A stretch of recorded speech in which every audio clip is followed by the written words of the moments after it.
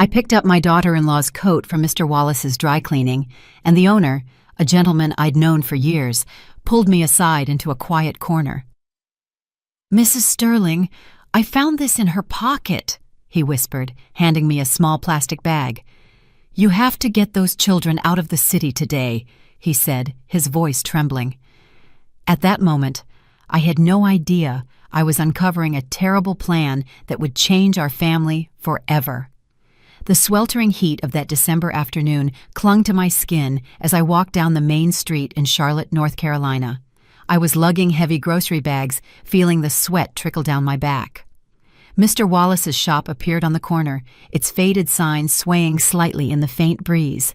I pulled out the wrinkled, dry-cleaning claim ticket Tanisha, my daughter-in-law, had given me earlier. "Mama Doris, can you run to the cleaners and get my beige coat? I've got meetings all day," she'd asked, giving me that hurried smile while fixing her hair in the living room mirror. I agreed without much thought. It was just another favor for my son's wife. The bell above the dry cleaner's door jingled when I stepped inside. The scent of fabric softener and hot steam filled my lungs. Mr. Wallace was behind the counter, a man in his 70s with his glasses perched on the tip of his nose and hands scarred by decades of work. I handed him the slip.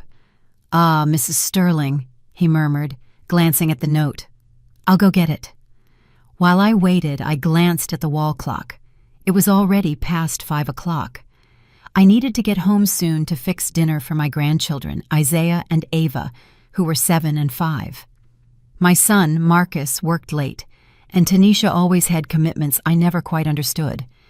Mr. Wallace returned with the coat, neatly wrapped in clear plastic, but instead of giving it to me, he looked around, making sure we were alone.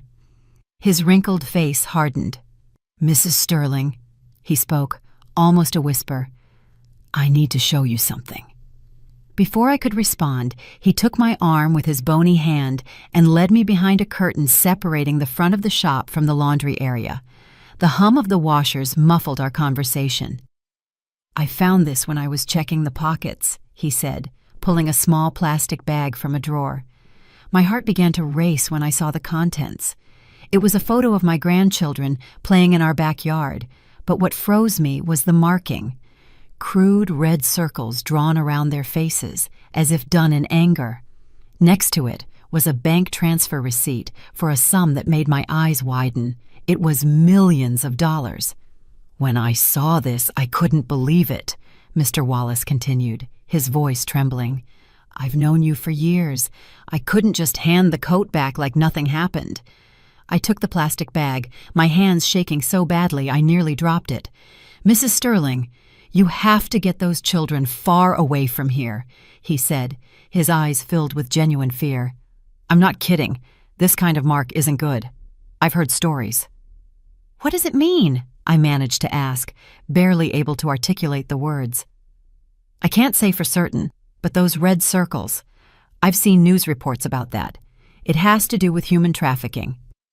The air grew too heavy to breathe. Human trafficking. My grandchildren. The room seemed to spin around me. "Don't waste time," he urged. "Take the little ones and get out of the city before sunrise. Don't tell anyone, not even your son. We don't know who is involved." I left the dry cleaners in a state of shock, the groceries now feeling like a ton of weight, Tanisha's coat folded over my arm, and the plastic bag burning in my pocket like fire. The street looked the same, cars passing, people coming home from work, the sun beginning to set. But my world had collapsed. I got home with my heart hammering. Isaiah and Ava were in the living room watching cartoons. When they saw me, they ran to hug me. "Grandma, did you bring ice cream?" Ava asked, her big innocent eyes shining up at me. I looked at those small faces, the same faces someone had circled in red. I forced a smile. "Yes, my love, we'll put the groceries away and then you can have a treat." My cell phone chimed. It was a text from Tanisha. "Running late, emergency meeting, kisses." I stared at the message, then at the photo in the plastic bag. The woman I treated like a daughter for 7 years. The woman who claimed to love my son. The woman who gave birth to these 2 innocent children. How could she be part of something so terrible? While I fixed dinner, spaghetti and meatballs, my mind worked frantically. I didn't have a car, and I hadn't saved much money. Where would I go with 2 children in the middle of the night? Who would believe me? If I told Marcus, he would confront Tanisha. And what if she was involved with dangerous people? I served dinner pretending to be normal, but inside, every nerve in my body screamed to run. "Grandma, why are you shaking?" Isaiah asked, watching my hands as I poured the juice. "I'm just tired, my love." After dinner, while the children were taking a bath, I called my childhood friend Celeste, who had moved to Atlanta, Georgia a few years ago. "I need your help," I said, trying to keep my voice steady. "It's an emergency. Can I stay at your place for a few days with my grandkids?" Celeste didn't ask many questions. She just said yes. A 50-year friendship comes with that privilege. Trust, without questioning. I then called a cab, asking to be picked up at 4 in the morning. At midnight, with the children asleep, I started packing a small suitcase, some clothes, toothbrushes, Isaiah's allergy medicine, Ava's favorite doll. My brain felt numb, working on autopilot. I grabbed my phone and took a photo of the plastic bag's contents. It was the only proof I had, just in case something went wrong. Marcus called around 1 a.m. "Mama, I'm sleeping at the office. We have a big client tomorrow. How are the kids?" I bit my lip to keep from crying. My son, always working, always trusting that Tanisha and I would handle everything, completely unaware of the danger. "They're fine, son, sleeping. Has Tanisha gotten home yet?" "No, she sent a text saying she'll be late." There was silence on the other end. "Again?" he said, and I could hear the frustration. "Those meetings of hers are getting more and more frequent." After hanging up, I sat on the edge of the bed, watching the sleeping children. In the darkness, I could only see the outlines of their small bodies under the covers, so vulnerable, so confident that the adults around them would keep them safe. 15 minutes before 4 o'clock, I gently woke them up. "We're going on a surprise trip, my loves," I whispered, helping them put coats on over their pajamas. "Now, Grandma?" Isaiah asked, rubbing his eyes. "It's nighttime." "Yes, sweetheart, it's a special adventure. We're going to visit Auntie Celeste in Atlanta." "And Mommy?" Ava asked, her voice sleepy. She knows we're going. She'll meet us there later." Another lie. How many more would I have to tell? The cab arrived right on time. I put the children in the back seat, buckled their seat belts, and put the suitcase in the trunk. Just as we were about to pull away, I saw the headlights of Tanisha's car turning the corner. "Go quickly," I told the driver. As the cab sped down the dark street, I looked back. Tanisha's car was pulling up in front of the house. She would get out, find the house empty, and then what would she do? Call the police? Marcus? Or her mysterious accomplices? The drive to Atlanta never seemed so long. Ava fell back asleep in my lap, but Isaiah stayed awake, watching the highway lights and passing trucks through the window. "Grandma," he said softly, "we're running away, aren't we?" I looked at him, surprised. Children notice more than we imagine. "Why would you say that, my love?" "Because you're scared. I can see it in your eyes." I hugged him tighter. "We're just going to visit Auntie Celeste. It'll be fun, you'll see." But as the cab cut through the night, carrying the 3 last members of my family I could still trust, I knew we really were running from a betrayal so deep I could barely comprehend it, running to protect what was most precious. And it all began with a coat at the dry cleaners. We arrived at Celeste's house as the sun was beginning to rise. She was waiting on the porch, an old robe over her nightgown, her gray hair a mess. When the cab pulled away, she hugged me without saying a word, just squeezing my shoulders tightly. The kind of hug that says, "I'm here for you." Her house was simple but cozy, an old 2-story home with a backyard and a kitchen that smelled of coffee and homemade bread. She led the sleepy children to the guest room while I collapsed onto a kitchen chair, exhausted. "Now, tell me what happened," Celeste said, setting a mug of strong coffee in front of me. You wouldn't run away in the middle of the night without a good reason. With shaking hands, I showed her the photo I'd taken of the plastic bag's contents. Her eyes widened. My God, Doris, that's— Yes, I interrupted. I found it in Tanisha's coat. The dry cleaner showed it to me. He said I have to protect the children. Celeste sat down heavily across from me. Do you think Tanisha is involved? Maybe someone put it in her coat without her knowing. I shook my head. There's a transfer of millions of dollars, and she's been acting strange. Going out a lot, getting mysterious calls, always with excuses about meetings. My cell phone vibrated. It was Marcus. I looked at Celeste in a panic. Answer it, she said. Act normal. Don't tell him where you are. I took a deep breath and answered. Mama. Marcus's voice was loaded with desperation. Where are you? I came home and no one is there. Tanisha says you disappeared with the kids. Marcus, calm down, I said, trying to keep my voice steady. The children are fine. We're safe. Safe? What are you talking about? Tanisha is frantic. She already called the police.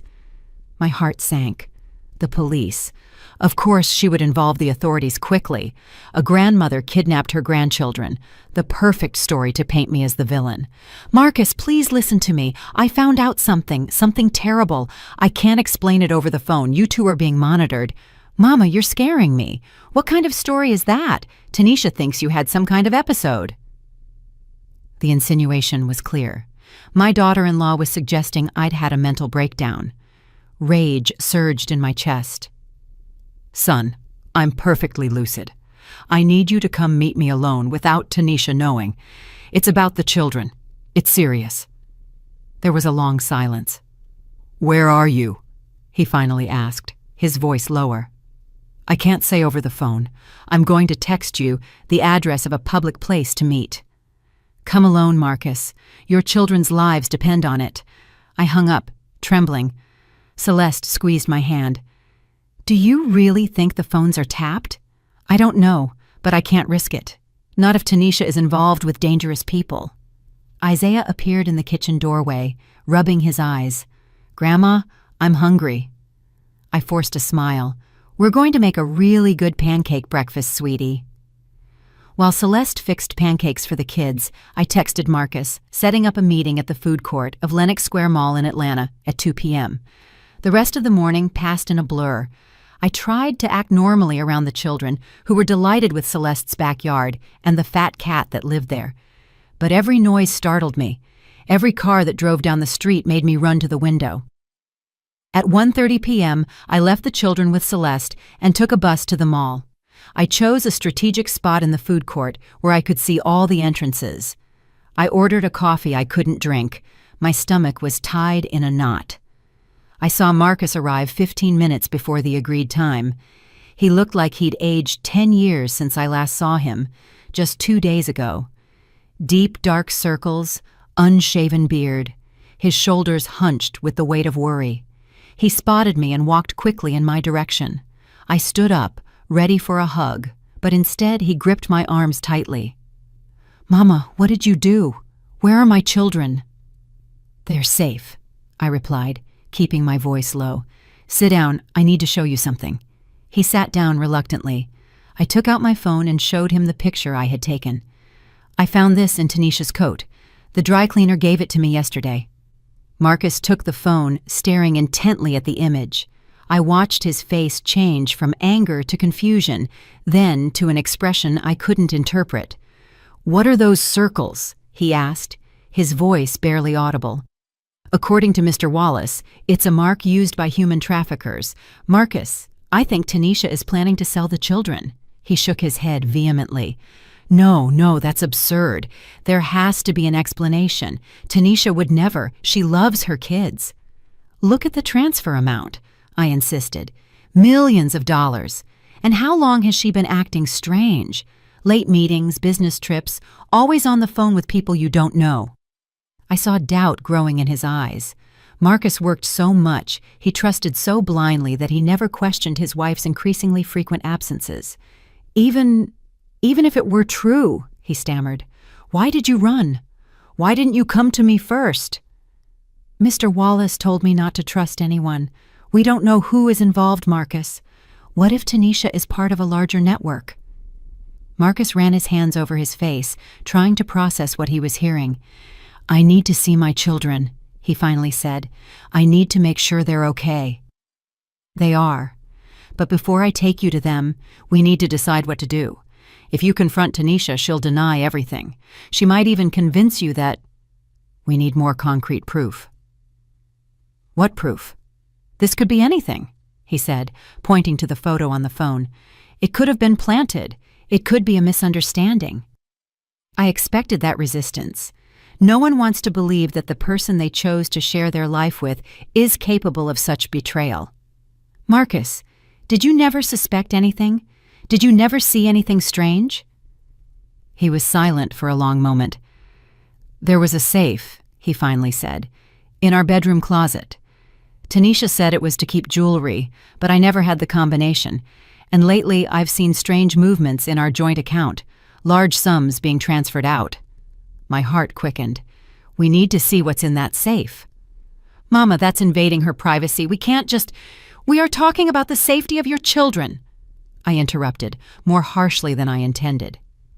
"If I'm wrong, I'll apologize to Tanisha on my knees, but what if I'm right? Could you live knowing you had a chance to save them and did nothing?" I saw the internal struggle in his eyes, the love for his wife against the worry for his children. Finally, he nodded. "Tanisha is at the police station now, giving a statement about the kidnapping. The house is empty." "Then let's go." We left the mall and took a cab back to Charlotte. The entire journey, we stayed silent. Marcus stared out the window, lost in thought. I prayed silently that I was wrong, that there was an innocent explanation for everything, but deep down, I knew.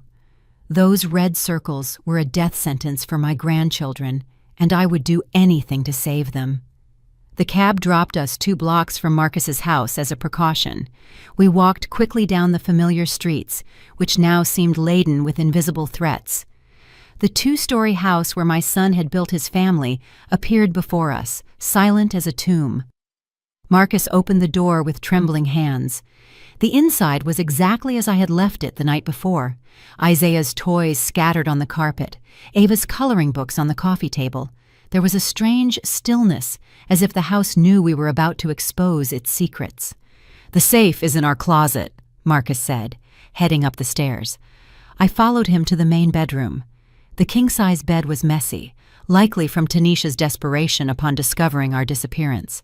The closet was spacious, with Tanisha's expensive clothes meticulously hung on one side and Marcus's simple suits on the other.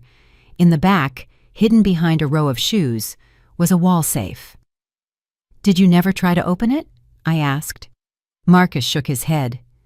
"Tanisha was always very reserved about some things. I respected that." I looked at the safe, the digital keypad blinking, awaiting the combination. "Do we have any idea what the code is?" Marcus sighed thoughtfully. "She uses the same password for almost everything. Our wedding date." He keyed in 6 numbers. The safe didn't open. Maybe the kids' birthdays. More unsuccessful attempts. I looked around for a clue. On Tanisha's dresser was a framed picture of her with a man who wasn't Marcus. They were smiling, too close to be just friends. "Who is this?" I asked, showing him the photo. Marcus frowned. "Tyrone, a coworker of hers. Why?" I took the picture frame and turned it over. There was a handwritten date on the back. 1208. "Try that date," I suggested, handing the photo to Marcus. His eyes widened when he saw the note. With hesitant fingers, he keyed in 1208. A metallic click. The safe opened.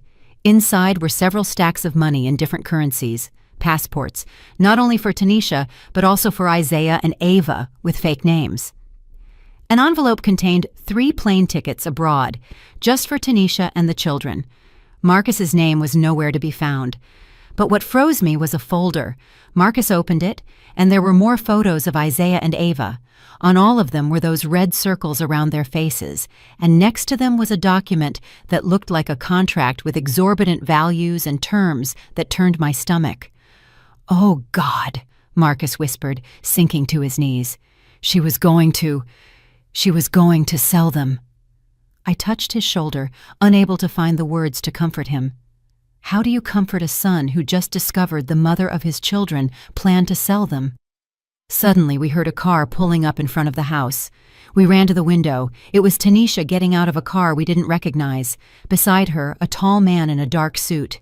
"It's him!" Marcus said, his voice strangled. "Tyrone!" Quickly, Marcus took photos of the safe's contents with his phone. We grabbed some of the most incriminating documents and closed the safe, leaving everything as it was. "Let's go out the back," I whispered. We crept silently downstairs.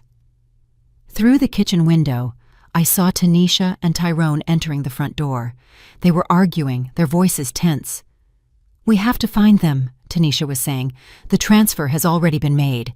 If we don't deliver the children in 2 days, we're dead." "Calm down," Tyrone replied. "We'll find them. Your mother-in-law can't have gone far with 2 kids. Marcus gripped my arm so tightly, I almost cried out in pain. His face was pale, his lips trembling. For the first time in his life, I saw my son completely broken. We slipped silently out the back door, hidden by the hedge. We walked quickly until we reached a busy avenue, where we caught a cab back toward Atlanta. On the way, Marcus remained silent, looking at the photos on his phone as if he still couldn't believe it. Finally, he spoke. "We need to go to the police." "We can't just walk into any precinct," I argued. "If Tanisha is part of a larger network, we don't know who might be involved. We need someone we can trust." Marcus nodded, running his hands over his face. "I have a college friend who's a detective in Atlanta, Detective Henderson. I'll call him." The call was brief. Marcus didn't go into detail, only saying it was a family emergency and he needed Detective Henderson's help. We arrived in Atlanta 2 hours later. Instead of returning to Celeste's house, we went straight to a small diner downtown. Detective Henderson was already waiting for us there, a strong man with a graying beard and sharp, attentive eyes. "Marcus," he said, hugging my son. "Thanks for coming," Marcus replied, his voice exhausted. We sat at a secluded booth. Marcus showed the photos of the safe's contents and recounted the entire story. Detective Henderson listened carefully, his face hardening with every word. "Those red circles," he finally said, "are a known marking of an international human trafficking ring. We've been investigating this group for years, but they're slippery. We rarely get concrete proof." "And now?" I asked, feeling a chill in my stomach. "Now we have to act with extreme caution," Detective Henderson replied. "If what you're saying is true, Tanisha and that Tyrone are just pawns in a much bigger operation. We need to set up a sting to catch them and hopefully reach the higher-ups." "And the children?" Marcus asked, his voice cracking. "They have to stay hidden until we resolve this. They can't go back home or stay in an obvious location." I told Detective Henderson about Celeste, and he agreed that for now, it was the safest place for Isaiah and Ava, but he suggested an additional precaution. "I'm going to assign an undercover officer to stay near the house, just as insurance." We left the diner with a plan. Detective Henderson would activate a small, trusted team to investigate Tanisha and Tyrone discreetly. Marcus would stay with me and the children at Celeste's house, and I would have to keep being strong for all of us. When we arrived at Celeste's house, Isaiah and Ava ran to hug their father. Seeing them together, Marcus embracing his children with desperation, as if fearing they would disappear at any moment, broke my heart. "Daddy, why are you crying?" Ava asked, touching Marcus's face with her small hand. "It's because I'm so happy to see you," he replied, forcing a smile. That night, after the children finally fell asleep, Marcus, Celeste, and I sat in the kitchen. The full reality of the situation finally settled upon us. "How could I not see it?" Marcus murmured, his hands gripping a cup of tea that had gone cold hours ago. All the signs were there, the sudden trips, the secret calls, the inexplicable money. How could I have been so blind? "You loved her," I replied simply. "Love sometimes blinds us." Celeste put more water on to boil. "The important thing is that you found out in time," she said. "Now you need to be strong for the children." Marcus nodded. but I saw a pain in his eyes so profound that I doubted it would ever fully heal. It wasn't just Tanisha's betrayal. It was the unimaginable horror of knowing the mother of his children was willing to sell them. That night, lying in the makeshift bed in Celeste's living room, I couldn't sleep. I relived moments with Tanisha over the years, family dinners, the children's birthdays, confidences exchanged. Had everything been a lie? Or did she change at some point, seduced by promises of wealth and a different life? And how would we explain this to the children when they were older? How do you tell Isaiah and Ava that their mother had betrayed them in the worst way possible? Through the window, I saw the faint light of a squad car parked discreetly on the corner, the officer Detective Henderson had assigned to protect us. I felt a pang of gratitude amid the desperation. At least we were no longer alone in this fight. I finally fell asleep, exhausted, only to be awakened by the sound of my cell phone. It was an unknown number. With a racing heart, I answered the call. "Hello," I whispered, trying not to wake the others. "Doris." Tanisha's voice was cold, controlled. "I know you have my children." I froze, unable to respond. How did she get my number? I had changed the SIM card. "It's no use pretending," she continued. "I'm calling to propose a deal." "What kind of deal?" I asked, moving silently toward the porch so as not to be overheard. "Bring me the children tomorrow. No police, no Marcus, just you and them. In exchange, I guarantee nothing will happen to you." I felt my blood turn to ice. "And if I don't accept?" There was a brief pause. "Then I can't guarantee anyone's safety. Not yours, not Marcus's, not even the children's. There are very powerful people involved in this, Doris.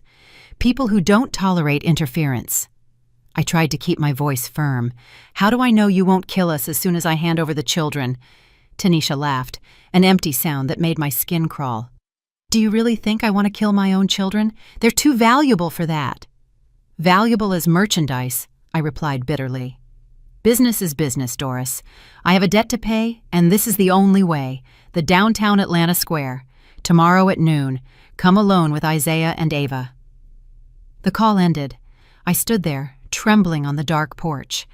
The officer in the cruiser must have noticed my silhouette because she briefly flashed her headlight, a silent signal that she was vigilant. I went back inside and woke Marcus. He listened to my account of the call with a pale face. "I'm calling Detective Henderson immediately," he said. Detective Henderson arrived at Celeste's house less than an hour later, accompanied by 2 other undercover officers. We all sat in the kitchen while the children slept, unaware of the danger hanging over us. "This could be good," Detective Henderson said thoughtfully. "We can use this meeting to trap them." "It's too risky," I protested. "What if something goes wrong? What if the children get hurt?" "We won't take the real children," Detective Henderson explained. "We'll set a trap. You'll go to the agreed location, but with disguised federal agents instead of the children. We'll have teams positioned all over the square." Marcus nervously ran his hands through his hair. "What if they notice?" "That's why we need to be extremely careful with the planning," Detective Henderson said. "We need to make it convincing enough for them to approach, but we need to guarantee your safety." We discussed the details until dawn. The plan was risky, but it was our best chance to capture Tanisha and her accomplices. I would be the bait, pretending to have brought the children as demanded.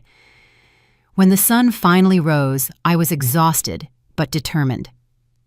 As Detective Henderson and his colleagues left to organize the operation, I went to check on Isaiah and Ava, who were starting to wake up. "Good morning, Grandma," Isaiah murmured sleepily. "Are we going home today?" I sat on the edge of the bed and stroked his hair. "Not yet, honey. We're staying a few more days with Auntie Celeste." "But I want my other toys," Ava complained, hugging her doll. "Soon, my love, soon." Marcus came into the room, forcing a smile for his children. His eyes met mine over the children's heads, a look of determination mixed with terror. The day passed slowly. Celeste kept the children entertained with games and stories, while Marcus and I received final instructions from Detective Henderson over the phone. At 11 o'clock in the morning, it was time to prepare.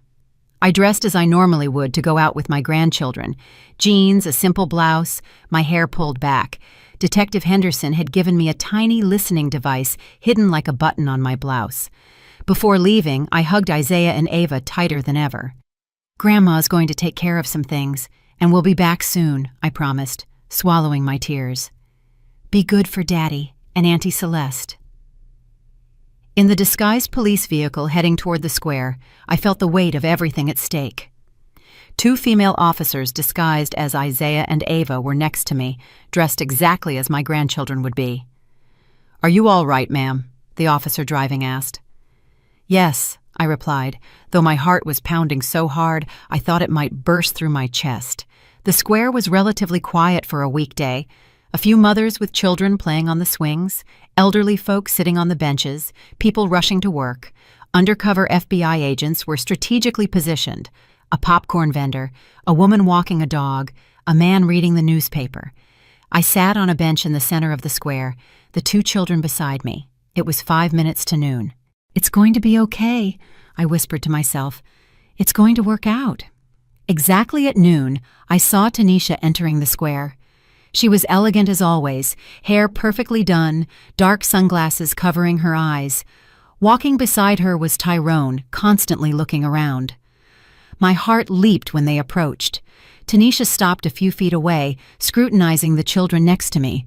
For one terrible moment, I thought she would realize they weren't the real Isaiah and Ava. "Doris," she said, her voice falsely sweet, "it's good you decided to be reasonable." "It's over, Tanisha," I replied, keeping my voice steady despite the fear. "I know everything." She smiled, that smile that once seemed charming and now looked like the mask of a monster. "What do you think you know?" "I know about the trafficking, about the plan to sell Isaiah and Ava. We found the safe." I saw a flash of panic in her eyes before she could hide it. "Your imagination, Doris. You always had too fertile a mind. Now, children, come to Mommy." The children hesitated, according to instructions. Tyrone stepped forward, irritated. "Enough talk. Take them. We have to go. The buyer is waiting." At that moment, everything happened quickly. Detective Henderson and his agents emerged from everywhere. "Federal agents! Freeze!" Tyrone tried to run, but was tackled by 2 officers. Tanisha froze, her eyes wide with shock as handcuffs were put on her wrists. "You betrayed me!" she hissed as she was led away. "They won't let this go! You don't know who you're messing with!" Her words sent a chill down my spine. Even with Tanisha and Tyrone arrested, the threat wasn't over. There were others involved, more powerful, more dangerous people. Detective Henderson approached me as the other officers put Tanisha and Tyrone into cruisers. "You were very brave, Mrs. Sterling," he said, squeezing my shoulder. "We got them. Now we can track their trail to the heads of the operation." "And my family?" I asked, still trembling. "Are we safe?" "We'll keep you under protection until we're sure everyone involved has been captured," he guaranteed. "But you can't go home yet. I'm going to find a safe house." At the precinct, I met with Marcus. He hugged me tightly, tears streaming down his face. "It's over, Mama," he said. "You saved my kids." But as we waited to give our statements, watching Tanisha and Tyrone being interrogated in separate rooms, I knew it wasn't over. It was only the beginning of a long fight for justice, and more importantly, for the safety and future of Isaiah and Ava. 3 months passed since that day in the square. We were temporarily living in a safe house provided by the Witness Protection Program in a small town outside Columbia, South Carolina. Isaiah and Ava were enrolled in a local school under different names, and Marcus managed to get a remote job to support the family. The investigations continued. Through Tanisha and Tyrone, the police managed to unravel a significant part of the trafficking network that operated not only in the U.S., but across several states and countries.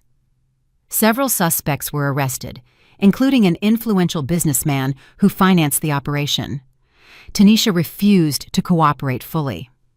The 2 times I was called to confront her, she looked at me with an hatred so intense I felt it could burn my skin. She claimed she was forced to participate in the scheme because of debts, but evidence showed years of conscious involvement. Tyrone, on the other hand, cracked under pressure and began informing on everyone involved in exchange for a reduced sentence. It was through him that we discovered the true extent of the horror. Dozens of children had already been trafficked by the group, sold for illegal adoptions, or even darker fates. Marcus was shattered. In the first few days after the arrests, he could barely get out of bed. How do you go on living when the person you loved, the mother of your children, turned out to be a monster? Slowly, however, he found the strength to move forward, mainly for Isaiah and Ava. The children still don't know the whole truth. How do you explain to children so young that their mother planned to sell them? For now, we only told them that Tanisha did something wrong and had to go away. They ask about her occasionally, especially Ava, who still cries at night calling for her mom. "When is Mommy coming back?" she asked me yesterday as I tucked her in. "I don't know, my love," I replied honestly, stroking her hair. "But Grandma and Daddy are here, and we love you more than anything in the world." Today is Sunday, and we're trying to establish new routines to create a new normal. Marcus is in the backyard with Isaiah, teaching him to ride his bike without training wheels. Ava is beside me in the kitchen, helping to make a chocolate cake, which mainly means licking the raw batter spoon. I look at my granddaughter, the chocolate smudge on her cheek, her small fingers kneading the dough, and I feel an overwhelming wave of love and protection. I think about what might have happened if I hadn't gone to the dry cleaners that day. If Mr. Wallace hadn't noticed the suspicious contents in Tanisha's coat. Sometimes fate works through the smallest details. A forgotten coat, an old dry cleaner's shop, an honest man who refused to stay silent. Small decisions that changed everything. The prosecutor told us that Tanisha and Tyrone would likely receive severe sentences. The evidence was overwhelming, and the case gained national notoriety, increasing pressure for justice. But he also warned us that the trial would be difficult, especially for Marcus, who would have to publicly confront his wife's betrayal. Detective Henderson, Marcus's friend, continued to visit us regularly, both professionally and for support. It was he who told me something I can't forget. "Mrs. Sterling, you did what many wouldn't have had the courage to do, face a horrible truth when it would have been easier to ignore it." I don't feel brave. I just did what any grandmother would do to protect her grandchildren. But I learned that sometimes courage isn't a grand, heroic gesture, but a series of small, difficult steps taken when all you want to do is run. Tonight, as Marcus and I sat on the porch after the children had fallen asleep, looking at the stars that seemed so bright in this small town, he took my hand. "Thank you, Mama," he said simply, "for saving my children when I was too blind to see the danger." I squeezed his hand. "We are family. We protect each other. We don't know what the future holds. We don't know how long we'll have to live in this limbo, away from our home, our friends, our former life. We don't know how the children will react when they are old enough to understand the whole truth. But I know that no matter how dark the night, the sun always rises again. And as long as we are together, Marcus, Isaiah, Ava, and I, we will find our way back to the light." This morning, as I tidied the borrowed dresser in the temporary bedroom, I found the wrinkled dry cleaning ticket, still in the pocket of the blouse I wore on that fateful day. A simple piece of paper that changed our lives forever. I kept it as a reminder, not of Tanisha's betrayal, but of Mr. Wallace's courage, our own resilience, and the fact that sometimes the worst moments of our lives can lead us to an opportunity to start over. Because that is what we are doing now, starting over. One day at a time, one laugh at a time, one new memory at a time. And in the end, that's all we can do. Keep going, protect the ones we love, and believe that better days are coming. Tanisha and Tyrone's trial began exactly 6 months after their arrest. The case had garnered national attention, and the courtroom was packed with reporters, human rights activists, and outraged citizens. Marcus and I sat together in the front row, squeezing each other's hands for strength. Thanks to Detective Henderson's efforts, the children did not have to attend, sparing them the trauma of seeing their mother handcuffed in the defendant's box. When Tanisha walked in, escorted by 2 guards, I barely recognized her.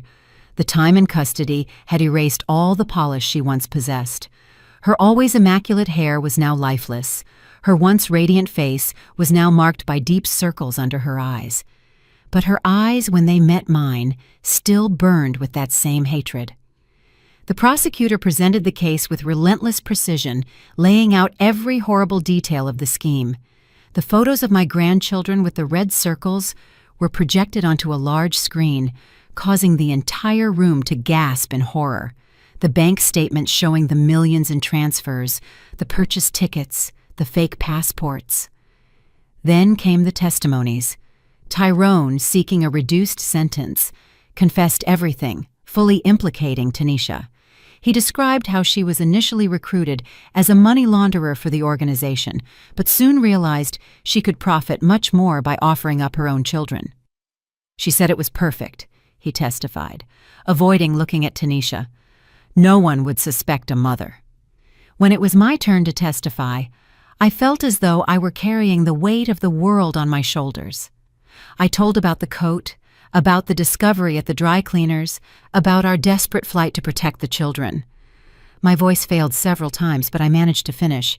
Tanisha chose not to testify on the advice of her lawyer, but during the prosecution's closing argument, she turned and looked directly at Marcus and me.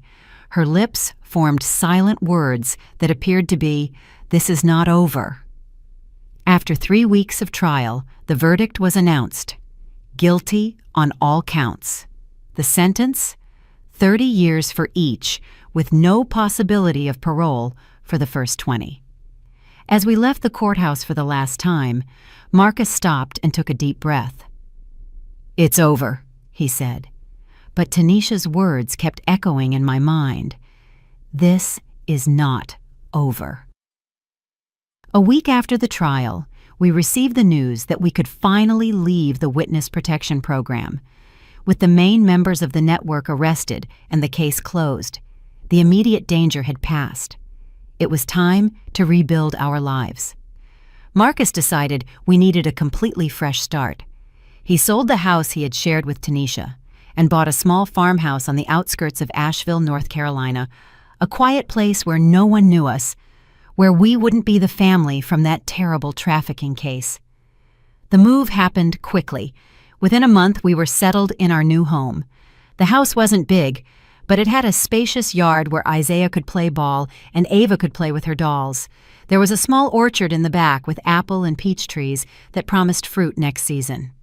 Marcus found a job at a local company, and I started helping at my grandchildren's school, working as an aide in the library. Slowly, we began to meet our neighbors, make new friends, and establish new routines. The children adapted with the surprising resilience of youth. Isaiah joined the school's soccer team and was soon chattering about new friends.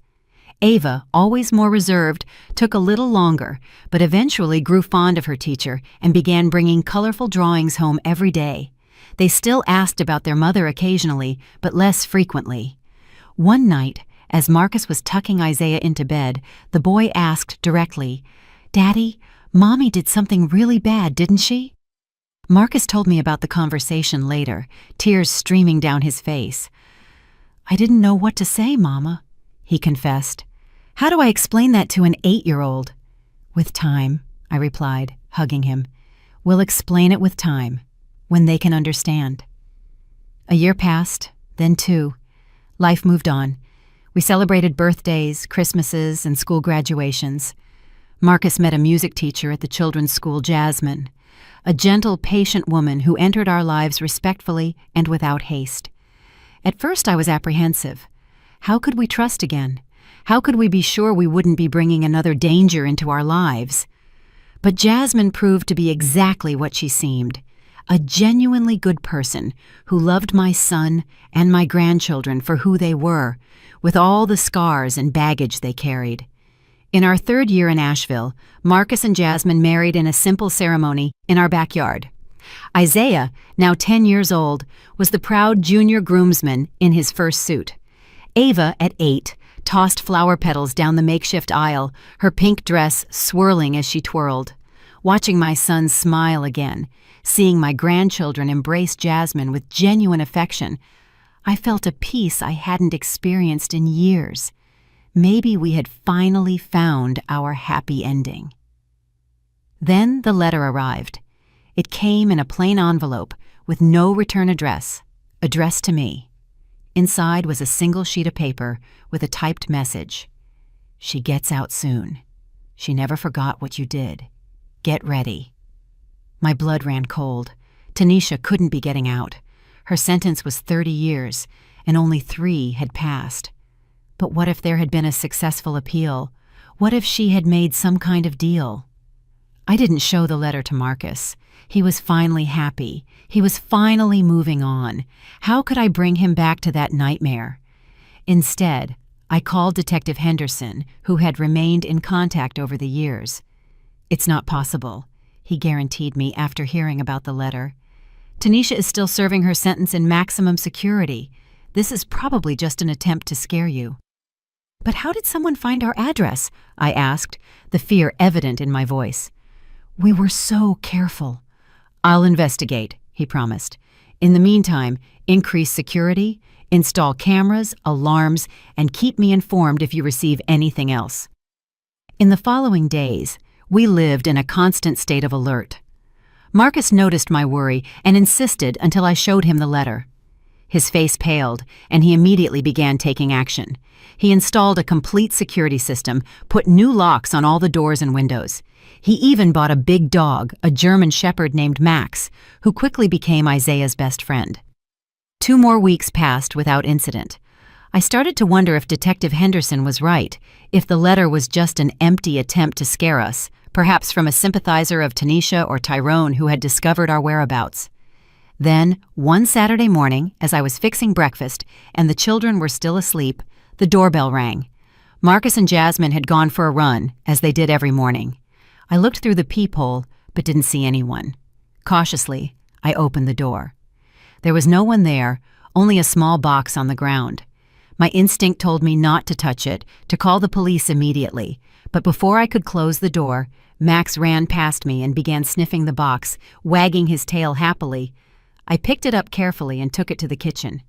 Inside, I found 2 small rag dolls that looked strangely like Isaiah and Ava. Both had red circles drawn around their faces and pins stuck in their chests. I dropped the box, horrified. I ran to check on the children, who were still sleeping peacefully. Then, with trembling hands, I called Detective Henderson. Within an hour, police were at our house. Detective Henderson arrived shortly after, having driven over 200 miles as soon as he received my call. "This is no joke," he said gravely, examining the dolls. "We're going to reinforce your security and investigate thoroughly." Marcus and Jasmine returned to find the house full of police. When I explained what had happened, Marcus made an immediate decision. "We need to get out of here right now." There was no arguing. Within a few hours, we packed the essentials and left the house that had been our home for the last 3 years. Detective Henderson took us to a secure police facility while the investigation continued. We spent a week in that sterile place, the children confused and scared. Marcus and Jasmine trying to maintain calm for them. I constantly blame myself. Maybe if I hadn't gone to that dry cleaner's, if I hadn't discovered Tanisha's plan, we would all be living in ignorant safety. Isaiah and Ava would have been taken, yes, but the rest of us would be safe in our illusion. Terrible, selfish thoughts that I banished as soon as they arose. No, discovering the truth was the only right thing to do. Even with all the suffering that came after, we saved 2 innocent lives. On the 8th day of our stay at the secure facility, Detective Henderson walked in with an expression I couldn't read. "We found who sent the dolls," he said, "and it wasn't Tanisha." "Then who?" Marcus asked, gripping Jasmine's hand tightly. "A woman named Monica Silva, Tyrone's sister. She was trying to scare you as revenge for her brother. There's no actual connection to Tanisha or a real plan to hurt them." I felt a relief so intense my legs gave way, and I had to sit down. "So, is it really over this time?" I asked. Detective Henderson nodded, a small smile finally appearing on his tired face. "It's over. Monica was arrested for threats and harassment. Tanisha is still in prison and has no communication with the outside world." That night, For the first time in weeks, I slept soundly. When I woke up, I found Isaiah and Ava playing happily in the facility's small courtyard, as if the whole nightmare had never happened. "And now?" I asked Marcus as we watched the children. "Do we go back home?" He shook his head. "I think we need a new start again." Jasmine, who had stood firmly by our side through the entire crisis, suggested something unexpected. "My family owns a house on the coast of Georgia. It's been empty for years. We could move there, at least temporarily." And so, once again, we packed our lives and set off for a new destination. The house on the coast was older and smaller than our house in Asheville, but it had something we all desperately needed: peace. Located in a small fishing community near Savannah, Georgia, far from the big cities and the hustle, the house was just a few steps from the beach. For the first time in years, we didn't need to constantly look over our shoulders. The children could run freely on the sand, and the sound of the waves gradually washed the fear from our minds. Isaiah and Ava enrolled in the local school and quickly made new friends. Marcus managed to transfer his job to remote, and Jasmine started giving music lessons in the community. And I finally had time to breathe, to process everything we had gone through. One quiet afternoon, I sat on the porch, watching the ocean, and began to write our story, not for publication or sharing, but as a form of therapy, of accepting what happened and moving forward. And perhaps one day, when Isaiah and Ava were adults and ready to understand the whole truth, I could give them this record. Today, as I write these final pages, I look back and see how far we've come. The children are thriving. Isaiah is now 12 and captain of the school soccer team. Ava, 10, discovered a talent for painting and has her art hanging all over the house. Marcus and Jasmine are talking about having a baby, expanding our family that was once so brutally threatened. And I learned that life can deal us terrible blows, but it can also offer us extraordinary second chances. Sometimes, when I'm alone on the beach at sunset, I think of Tanisha. I think of the woman I knew, whom I loved like a daughter, and the woman she revealed herself to be. I still can't understand how someone could betray their own family in such a monstrous way. Maybe I never will understand, but I don't allow those thoughts to dominate my mind for long. Instead, I turn my gaze toward our illuminated house in the distance, where I know my family is waiting, a family that, despite everything it faced, found its way back to happiness. And it all began with a coat at the dry cleaners. Did you like my story, and which city are you listening from? Let's meet in the comments. If you like the story, you can support me by sending a super thanks so I can keep bringing more stories like this. Thank you so much for your sweet support. I'm looking forward to your comments on the story. On the screen, you can see 2 new life stories that I highly recommend. There's so much more on my channel. Don't forget to subscribe. See you in the next life story with love and respect.